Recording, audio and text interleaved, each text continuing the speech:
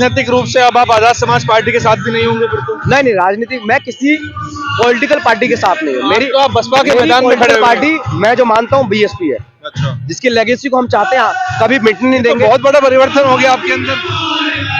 अरे मैं कह तो रहा हूँ, मैं शुरू से हम लोग ऐसे, हमारी फैमिली, हमारा सब कुछ जो बीएसपी में रहे, जिन्होंने पूरा जीवन अपना बीएसपी के मूवमेंट को दिया है। हमारे पूर्वजों ने, हमारे जितने भी हमारे खानदान के लोग रहे, या तमाम हमारे और पूर्वज रहे, कि बीजेपी और आम आदमी पार्टी दोनों ही उनकी रूट एक है, जो जहाँ से पनपनी है। वो पौधे जो निकल रहे हैं ना, आम आदमी पार्टी और बीजेपी जो पेड़ बन चुका है, उनकी रूट एक है। लड़ भी आपस में रहे हैं वो तो। ये देखो, अच्छा कैसे लड़ सकते हैं? आपको कैसे लग रहा है वो आपस में लड़ रहे हैं?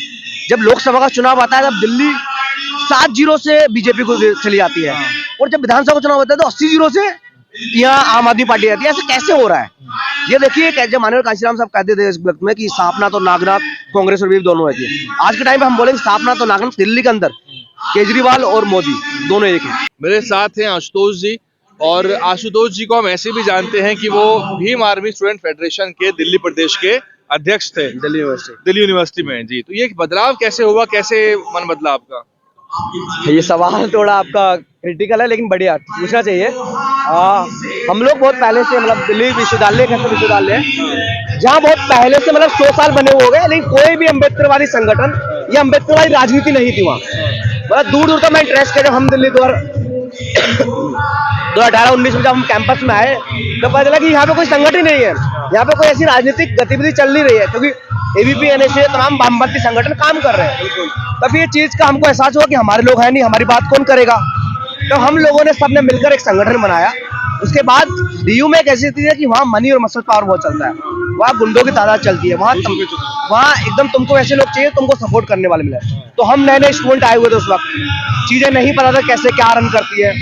तो 1-2 साल इंडिपेंडेंटली काम किया, फिर हमने वहाँ सब लोगों को संगठित करके हमने भीम आर्मी से हेल्प ली, तब हमने उसका गठन किया, भीम आर्मी छात्र संगठन स्टूडेंट फेडरेशन का हमने गठन किया वहाँ। और 1 साल काम किया, 1.5 साल काम किया प्रॉपर, अलग कॉलेज में यूनिट बनाए, पूरे देश भर में हमने संगठन फैलाया। खाली दिल्ली में नहीं, पूरे देश भर में डीयू से एकमात्र चला वो संगठन पूरे देश भर में फैला। लेकिन चीजें ऐसी रही कि जो चीज हम करना चाह रहे हैं, जो चीज हम एक मूवमेंट, एक छात्रों का मूवमेंट खड़ा करना चाह रहे हैं, कि छात्र इस देश का भविष्य होता है, इस देश की राजनीति को समझ रहा होता है, पढ़ रहा होता है। छात्र संघ चुनाव लड़ा था आपने कोई Bhim army student federation? Bhim army student federation चुनाव हम, हाँ ये स्टोरी है, हम चुनाव लड़ने वाले थे। हमारे 2 साथियों को नॉमिनेशन कैंसिल कर दिया था। इसमें एक साथी अभी मेरे पीछे भी खड़े थे, अध्यक्ष पद के लिए उन्होंने खड़ा किया था, लेकिन हमारा नॉमिनेशन कैंसिल कर दिया क्योंकि हमारे पीछे बैक सपोर्ट कुछ नहीं था। हम लोग नाम मात्र किसी भीम आर्मी स्टूडेंट फेडरेशन में थे। मतलब जब इतना काम कर ले, लेकिन जब लग रहा है कि तुम्हारे काम को, तुमको खुद को नहीं, तुम्हारे काम को वैलिडिटी नहीं मिल रही, तब दिक्कत की बात है कि हमको मत पूछो, कोई दिक्कत नहीं, आशुतोष कुछ नहीं है, मूवमेंट सब कुछ है। पर आप तो आजकल बसपा के कई सभाओं में दिखे हैं मुझे। देखो, हम बचपन से ही बसपा हैं, जब से पैदा हुए हमारे माँ बाप ने, हमारे दादा ने जितना मूवमेंट देखा है, जितना वो समझे, हमको वही सिखाया। तो बचपन से ही बीएसपी की रैलियों में आना, बीएसपी की रैलियों में हम बूथ पे बैठना, ऐसे पोस्टर्स बांटना, झंडे ले जाना पीछे रैली में, एक हमारा बचपन से रहा है।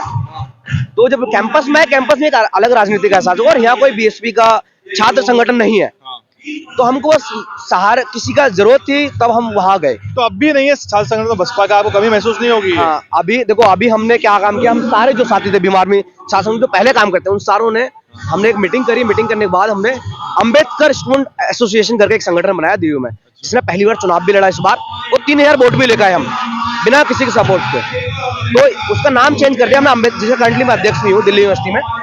तो ये सारी चीजें, अब कोई जब समझदारी नहीं थी, अब समझदारी बनी।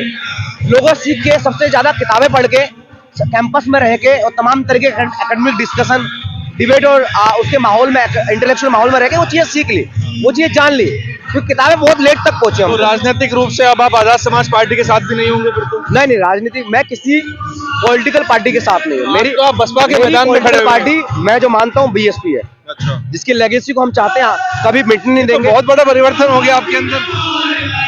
अरे मैं कह तो रहा हूँ, मैं शुरू से हम लोग ऐसे, हमारी फैमिली, हमारा सब कुछ जो बीएसपी में रहे, जिन्होंने पूरा जीवन अपना बीएसपी के मूवमेंट को दिया है, हमारे पूर्वजों ने, हमारे जितने भी हमारे खानदान के लोग रहे, या तमाम हमारे और पूर्वज रहे। पर अब तो वो सांसद तो है चंद्रशेखर आजाद जो हैं, चंद्रशेखर भाई। अच्छी बात है, बन गए एक मूवमेंट का, कोई तो मतलब मूवमेंट का नहीं, कोई एक अपना रिप्रेजेंटेशन है जो वहाँ संसद में है, हमें उनसे कोई दिक्कत नहीं है। दिल्ली में बसपा का वोट जो है, आपको पता ही है, बड़ी खतरनाक स्थिति में चल रहा है। ये तो बड़ी दिक्कत की बात है। मतलब बसपा का जिस तरीके से हम तो वो लोग हैं जो उस दौर में हम लोग अपनी राजनीति कर रहे हैं जो कभी माननीय कांशीराम साहब ने की थी, कि जब पूरा पॉलिटिकल वैक्यूम हो गया, जब ना तुम्हारे संसद में कोई बचा, ना विधानसभा में तुम्हारे कोई बचा, ना तुम्हारे विधान परिषद में कोई बचा, जहां कोई कुछ नहीं, उस वक्त हम राजनीति कर रहे हैं। उस वक्त अपनी बात हम दिल्ली या तमाम देश के अलग अलग कोने में रख रहे हैं। तो मैं तो कहता भी इस बात को बार बार कि हम फिर से आजादी के दौर में चले गए। हमको अपनी लड़ाई, जो अम्बेडकर, बाबा साहब अम्बेडकर अपने तमाम लेटर्स में अपनी राइटिंग से बोलते थे कि हमारे लिए कोई नहीं है, हमको अपनी लड़ाई खुद लड़नी पड़ेगी और खुद लड़के इस मूवमेंट को आगे ले जाना पड़ेगा। वही कांशीराम साहब ने कि खुद लड़के वो मूवमेंट को आगे ले, तो आज आप वही दौर है। बसपा दिल्ली प्रदेश के साथ संपर्क में रहते हैं या आप अपना ही कार्यक्रम अलग? हम मूवमेंट के साथ ही सब देश भर में एक दूसरे को जानते हैं कि कौन क्या कर रहा है। अगर कोई जैसे होता है ना कि आपके तुम अम्बेडकरवादी हो और कोई दूर दराज गाँव में बैठा है, तो अगर उससे भी एक बार मिल लेंगे तो जान पहचान हो जाती है। कोई मूवमेंट है जो हमसे एक दूसरे को जोड़ता है। बसपा प्रदेश अध्यक्ष बहुत पहले से हमारे कॉन्टेक्ट में है, मतलब हम तमाम चीजों में साथ में रहे उनके, या वो हमारे दिल्ली यूनिवर्सिटी के तमाम आंदोलन में साथ में रहे। तो ये बात है। केजरीवाल साहब जो है बाबा साहब की तस्वीर तो हमेशा लेते ही हैं, और अब एक अमित शाह वाला मामला भी निकल कर आया। कैसे देखते हैं दलित समाज तो केजरीवाल को ही वोट करता है?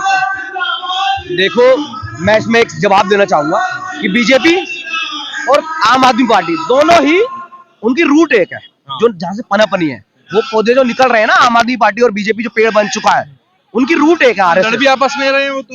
ये देखो, अच्छा कैसे लड़ सकते, आपको कैसे लग रहा है वो आपस में लड़ रहे हैं? जब लोकसभा का चुनाव आता है तब दिल्ली 7-0 से बीजेपी को चली जाती है, और जब विधानसभा का चुनाव होता है तो 80-0 से यहाँ आम आदमी पार्टी आती है। ऐसे कैसे हो रहा है?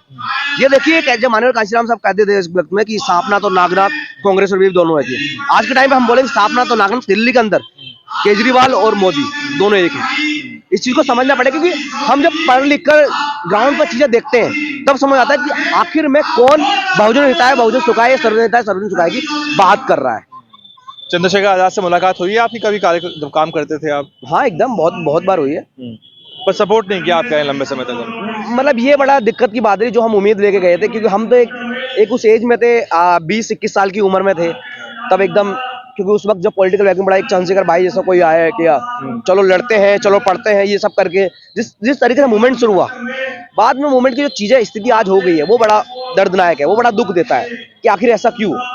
मेरा किसी से भी पर्सनल दुश्मनी नहीं है, कोई भी व्यक्ति जो दूर एक गांव में भी अपने मूवमेंट के लिए काम कर रहा है, वो मेरे लिए उतने आदरणीय जितना चंद्रशेखर भाई या जितना कोई भी यहाँ दिल्ली प्रदेश के अध्यक्ष हो, मेरे लिए उतना ही वो आदरणीय, इतना ही महत्वपूर्ण है जितना कोई भी बड़ा नेता है। अगर मेरे लिए कोई गांव में काम कर रहा है या मेरे यूनिवर्सिटी कॉलेज में कोई एक छोटे से कॉलेज में काम कर रहा है, वो मेरे लिए सब बराबर है।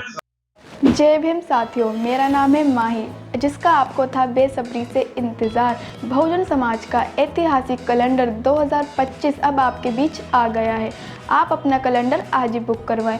आप मुझे मेरे नंबर पर कॉल कर सकते हैं या अपना कैलेंडर बुक कराने के लिए मुझे व्हाट्सअप भी कर सकते हैं। मेरा नंबर है 9910886670। आप मुझे अभी कॉल करके अपना कैलेंडर बुक करा सकते हैं।